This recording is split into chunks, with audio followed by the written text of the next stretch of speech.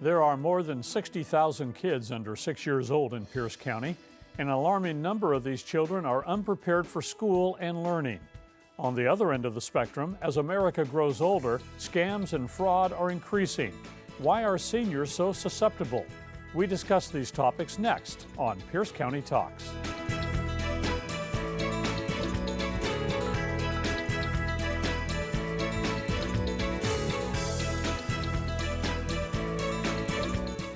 Welcome to Pierce County Talks. Physician and educator Maria Montessori said, "The most important period of life is not the age of university studies, but the first one, the period from birth to age 6. 60% of all the energy a baby expends is concentrated in the brain. If the body grew at that same rate, the baby would be 170 pounds by 1 month old." Research shows that children need loving and caring relationships with adults who fill their lives with enriching experiences.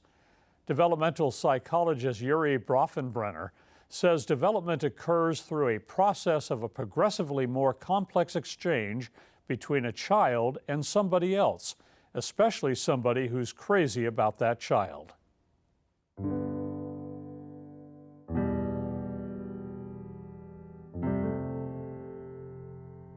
Behind these doors, America's future is being shaped.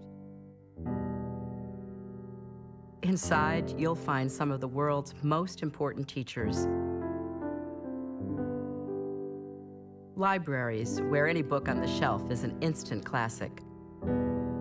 And the most eager students anywhere. These aren't Ivy League universities, they're homes. And new research shows that what happens here during the first 5 years of your child's life will make a difference for the rest of his or her life. Inside the brain, amazing things are happening. The research is very powerful and the science is very compelling. Early experiences have a huge impact on the development of the brain. This is a time when the foundations of all the health and learning and behavior that are going to follow for a lifetime are being built, that literally affect the development of all those connections among brain cells, 700 connections per second in the early months and years of life, that ultimately form the circuits and the architecture of the brain. It turns out that what we do every day as parents, talking with our kids, hugging them, singing a lullaby, or reading a bedtime story, has a lasting impact. The science is clear. We know that positive experiences and interactions enhance brain development, while traumatic experiences and toxic stress literally stunt brain development. And a healthy start, like a mom taking the right amount of folic acid while she's pregnant, or a child receiving a healthy diet to prevent childhood obesity and diabetes, that is the recipe for long-term success. Our country's future depends on healthy kids and loving families. They're the building blocks of a strong and prosperous society. We've got big challenges. Our students are falling further and further behind in math and science, but we can fix it. The research shows that the early years really matter. Getting them excited, getting them wanting to learn about what's out there. If we get it right, they're hooked on either math or science. That's huge, not just for our kids, but for the future of our country. Raising a family is hard work, and it's important to know that you are not alone. There are resources to help and simple steps that parents, preschools, businesses, and communities can take to help our kids succeed, because we're all in this together. Pierce County has over 63,000 children under 6 years of age. 17% of these kids live in poverty. More than half live in homes where all of the adults must work full-time. We have some work to do. Joining me in the studio are Susan Barbeau, Executive Director of First 5 Fundamentals of Pierce County, and Judy Nelson, Youth Services and Outreach for Pierce County Libraries. Welcome to the show. Thank you. Thanks for having us. So Susan, how big of an issue is this in Pierce County, young children's education? Early learning is a really important issue, and it depends on who you ask, but if you ask me, it's probably the most important issue that our county really faces. A child is learning from birth, and so really the years of 0 to 5 are very, very important as far as setting the structure of how their brain develops and how they learn, so that they really are able to succeed when they get into school and into kindergarten. So Judy, when we're talking about early childhood learning, we're not talking about teaching kids to read or how to hold a pencil. It's much more than that, isn't it? It really is. What children need to do is to learn all the basics that they have to have in place before they learn things that they do in school, such as learning to read. They will learn how to hold a pencil and cut with scissors, but those things will all come, and it's all built on the things that they're going to do between 0 and 3. So giving them opportunities to play, to sing, to read, to write, and to be talked with makes all the difference in the world. Those are the simple building blocks that those children are going to take with them forever. And where does this education need to happen? Susan? Everywhere. Parents are the first teacher for a child, and it's really important that parents know that. That doesn't take a special person. It's all about the people and the relationships that a child has in their life. And so it's really looking about where do those children spend their times, and most spend their time with their parents, or with a family member, or with a friend or a neighbor. And then the other place is looking also at quality childcare. So for families that can't stay home with their kids, you mentioned in your intro that there are a lot of families that have to put their children in childcare. And so we want to look at what does quality childcare look like for childcare setters, and make sure that our childcare providers are trained so that they are offering the best quality available for children. And if we take a look on the screen, we have some child care statistics. There are 582 facilities of child care, Head Start, and ECAP. Is that in Pierce County? Or yeah, that's in Pierce County, and that number changes on a daily basis, so roughly 580. And to clarify, those are licensed centers or in homes or whatever. That doesn't include all of the places that a child might go, the neighbor, for example, that we aren't able to count because we just don't know that they're out there. Which is really a majority of the families. Right. Department of Early Learning did a parent survey back in 2008, and what it said is about 2/3 of folks usually are staying home with parents or families or friends. So licensed child care is just a really small portion of where children are at. So we're talking about the building blocks of a child's life from the very, very beginning, experiencing the world around it. Exactly. This is way before all the cognitive things that we normally think of as education, right? That's quite true. That's exactly it. All the research is showing that the brain development that happens prior to that first school experience, as we think of it, that kindergarten class, it is shaping the brain of every single human being. So that 0 to 5, it doesn't matter who or where you are or what country you come from, what culture you're in, every brain is doing the same thing. They're learning. And if we don't do it right, it doesn't support the child as successfully as it might. It seems to me what we're talking about is as much parent and caregiver training and education as it is the child's education. So are we about, with programs and so forth, to educate adults on how to teach the kids? Well, thank you for thinking of that, actually, because a lot of folks don't realize that it really is about helping the parent or child care provider know how to help their child, which isn't all that difficult to do, is it, Susan? No, it's not at all. And that's exactly it. So at First Five Fundamentals, we're a coalition of community partners who have come together to really think about early learning in a community-based way, and what do we need to reach our vision that all children enter kindergarten ready to succeed. And what we've done is we've really come together and realized that it is about the relationships that children have, and where are they? The relationships that they have with their parents and with their child care provider, those are the most influential and most important in a child's life.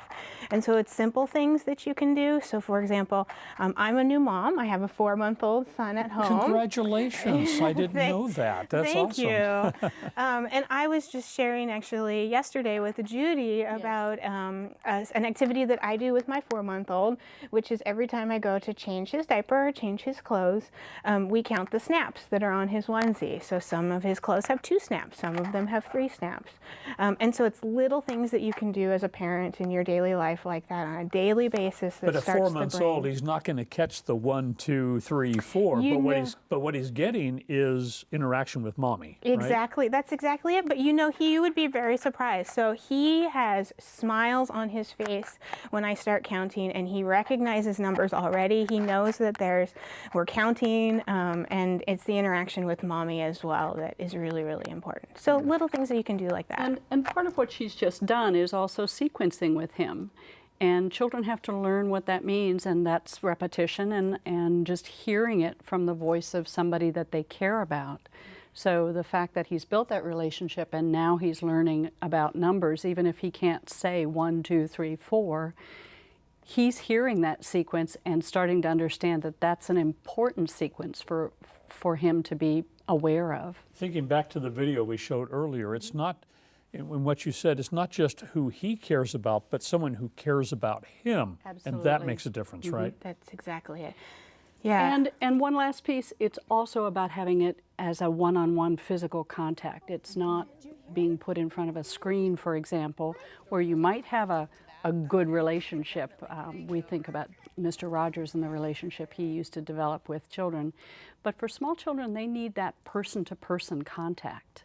Yeah, the Mr. Rogers connection was more cognitive. Exactly. What we're talking about is more of a physical, emotional kind of connection, Exactly. right? And that's exactly what the research is showing. There's research out of the University of Minnesota that looked at long-term graduation rates, and they found that the #1 indicator of graduation rates when you get into high school is the attachment level to the parents by 3 years of age. Wow. So it's really about building a relationship with a parent or a caregiver or some physical person is really, really important. Yeah. So where can parents and caregivers go to get some help, get some training, and learn about some of these things?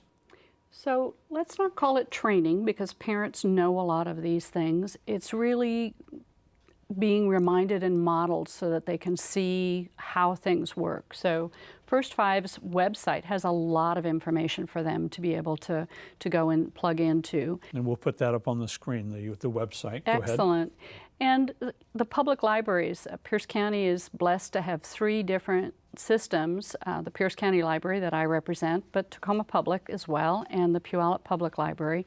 They all do programs and have materials and services for children under the age of 5. And those are all free, and families can participate in any of the 3 different libraries' activities.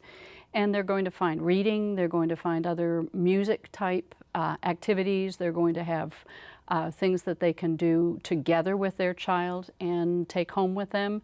So those are places to start. The Children's Museum here in Tacoma, again, we're very lucky to have such a great resource, is another wonderful place. And again, And that's hands-on. It's hands-on, and it is free for families on a give-as-you-will basis if you're able, but if you're not, that's all right. You can still participate. So looking for those kinds of activities that are available. There are also a variety of activities that using your library you can get for free. So for going to the art museums or the glass museum, there are passes at the library you can check out with your library card that allow you to go at no charge as a family. So taking your child on an experience, and they're never too young to be able to do that.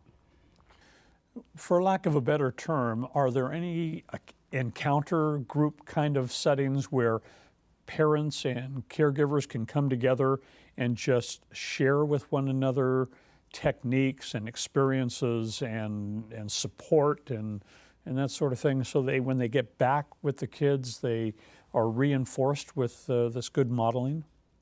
That's a great question. So it's going to differ in every community.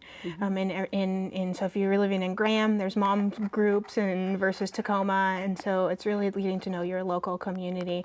But that is one thing that is on the radar for us at First Five, is to really think about how are parents engaging with their children and how can we help foster positive relationships like that.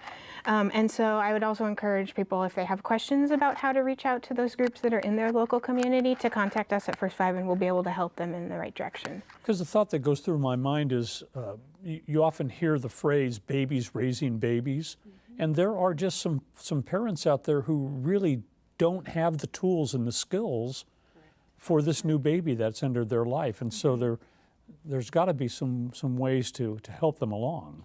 Right? There's a lot of different ways, and again, it's very individual for individual experiences. So there are programs out there that are for teen moms. There are programs out there for parents who maybe have addiction problems, who need just help with basic needs as well. There's all sorts of resources available. It just depends on what the individual situation is, and that's really what First Five is meant to be. We know all of the people out in the community and where all those resources are. So if families do have questions like that, we can encourage them to either call us or visit our website, and we'll be able to help direct them. And you list the partners of First Five Fundamentals where they might go and exactly. and start looking for some help. And there's information about the partners and the variety of things, because there's another group of parents that are struggling, and those are parents of children with special needs. And those can be challenging to find, and those parents can feel very alienated from the rest of all the parents around them. So our website for First Five is really helpful that way to start connecting people and helping them use the resources that are in their community. Yeah, I have a friend who has an autistic child, and they have a very good support group that they get together and help one another, so that's really very important. Thank you for joining us today. Appreciate it. You're very welcome. Thanks for having us. Thank you for the great information.